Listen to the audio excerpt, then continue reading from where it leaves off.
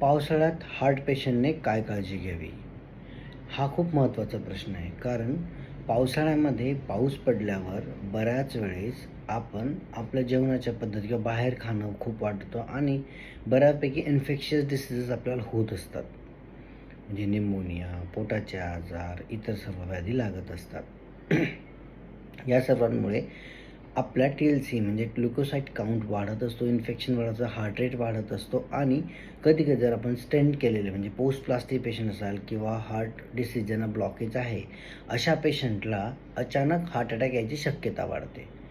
Specially P फॅल्सिफारम किंवा P व्हायवॅक्स म्हणजे malaria पेशंट्समध्ये, typhoid पेशंट्समध्ये किंवा निमोनिक पेशंट्समध्ये किंवा गॅस्ट्रोएंटरायटिस या सर्व आजारात अटॅक यायचे प्रमाण जवळजवळ दुप्पट किंवा तिप्पट असू शकते. त्यामुळे पावसाळ्यातसुद्धा तुम्ही हायजेनिक खावे किंवा पाणी उकळून घ्यावे.